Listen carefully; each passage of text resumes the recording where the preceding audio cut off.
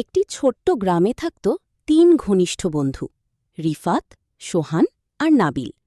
তারা ছোটবেলা থেকেই একসাথে বড় হয়েছে। খেলাধুলা, পড়াশোনা, দুষ্টুমি সবকিছুতেই তারা ছিল একসাথে। একদিন তারা ঠিক করল গ্রামের পাশের বড় জঙ্গলে ঘুরতে যাবে। সকালের দিকে তারা তিনজন ব্যাগে কিছু খাবার, পানি আর একটি ছোট ছুরি নিয়ে বের হয়ে পড়ল। প্রথমে পথটা ছিল পরিচিত, ধানক্ষেত, কাঁচা রাস্তা, ছোট ছোট ঝোপঝাড়। কিন্তু কিছু দূর যাওয়ার পর তারা ঢুকে পড়ল ঘন জঙ্গলে। জঙ্গলের ভেতরটা ছিল একেবারেই অন্যরকম। উঁচু উঁচু গাছ, পাখির অদ্ভুত ডাক আর চারদিকে এক রহস্যময় নীরবতা। শুরুতে তারা খুব উত্তেজিত ছিল। রিফাত বলল, দেখো কি সুন্দর জায়গা, আমরা একটু ভেতরে গেলে আরও ভালো কিছু দেখতে পাব। সোহান একটু ভয় পেয়ে বলল,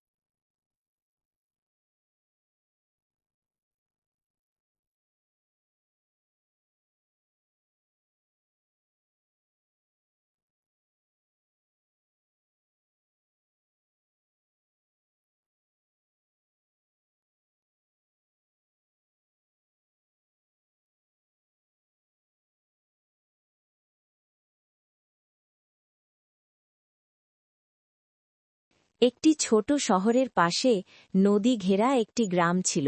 নাম তার চাঁদপুর। সেই গ্রামে থাকত হাসান নামে এক যুবক।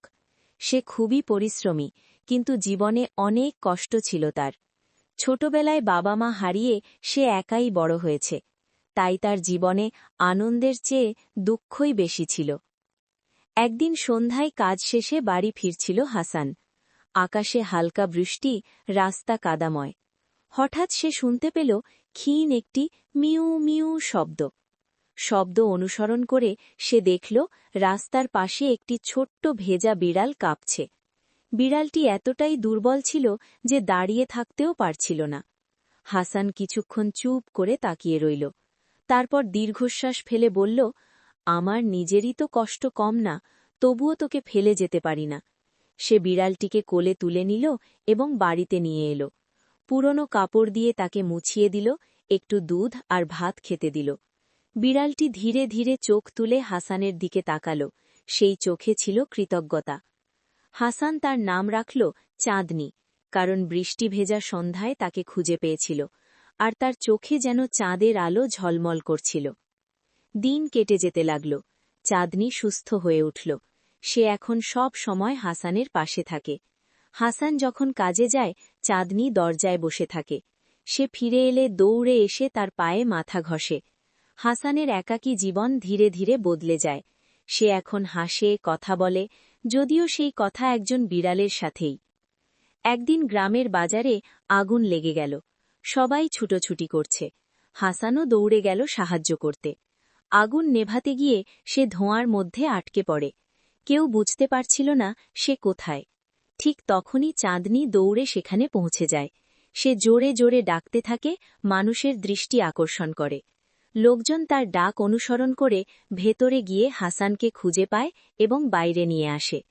সেদিন সবাই অবাক হয়ে যায়। একটি ছোট বিড়াল তার মালিকের জীবন বাঁচিয়েছে। গ্রামের মানুষ চাঁদনিকে নায়ক বলে ডাকতে শুরু করে। কিন্তু চাঁদনির ভালোবাসা শুধু হাসানের জন্যই ছিল না। একদিন পাশের বাড়ির একটি ছোট ছেলে পুকুরে পড়ে যায়। সবাই তখন অন্য কাজে ব্যস্ত। চাঁদনি তা দেখে চিৎকার শুরু করে। তার ডাক শুনে লোকজন ছুটে আসে এবং ছেলেটিকে উদ্ধার করে। এরপর থেকে চাঁদনি পুরো গ্রামের প্রিয় হয়ে ওঠে। সবাই তাকে ভালোবাসে, যত্ন করে, কিন্তু চাঁদনি সব সময় হাসানের কাছেই ফিরে আসে, কারণ তার কাছে হাসানই ছিল পৃথিবীর সবচেয়ে আপন মানুষ। একদিন শীতের সকালে হাসান অসুস্থ হয়ে পড়ল। জ্বর আর দুর্বলতায় সে বিছানা থেকে উঠতে পারছিল না। ঘরে খাবারও নেই। চাঁদনি তা বুঝতে পারল। সে বারবার বাইরে গিয়ে আবার ফিরে আসছিল। শেষে সে পাশের বাড়িতে গিয়ে জোরে জোরে ডাকতে লাগল। প্রতিবেশীরা বিষয়টি বুঝে হাসানের বাড়িতে এসে তাকে হাসপাতালে নিয়ে যায়। ডাক্তারের চিকিৎসায় হাসান সুস্থ হয়ে ওঠে। সে বুঝতে পারে চাঁদনি শুধু তার পোষা প্রাণী নয়, তার জীবনের রক্ষক। সময় গড়াতে থাকে। হাসান আর চাঁদনির বন্ধুত্ব আরও গভীর হয়। তারা যেন একে অপরের ছায়া। গ্রামের মানুষ তাদের দেখে শেখে, ভালোবাসা মানে শুধু কথা নয়, কাজের মাধ্যমে প্রমাণ করা। বছর কয়েক পর চাঁদনি বুড়ো হয়ে যায়। তার চলাফেরা ধীর হয়ে আসে। একদিন বিকেলে হাসান নদীর পাড়ে বসেছিল। চাঁদনি তার কোলে মাথা রেখে শুয়েছিল। সূর্য ডুবছিল, আকাশে লাল আভা। হাসান মৃদু কণ্ঠে বলল, তুই আমার জীবনের সবচেয়ে বড় উপহার।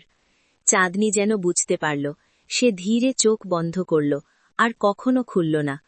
হাসান অনেক কেঁদেছিল। সে চাঁদনিকে নদীর পাশে একটি গাছের নিচে কবর দেয়। প্রতিদিন সে সেখানে যায়, কিছুক্ষণ বসে থাকে, কিন্তু তার চোখে এখনও কৃতজ্ঞতার ঝিলিক থাকে, কারণ সে জানে একটি ছোট্ট বিড়াল তার জীবনকে ভালোবাসায় ভরে দিয়েছিল। এই গল্প আমাদের শেখায়, মানুষ আর প্রাণীর সম্পর্ক শুধু প্রয়োজনের নয়, হৃদয়ের। সত্যিকারের ভালোবাসা ভাষা বোঝে না, তা শুধু অনুভব করা যায়।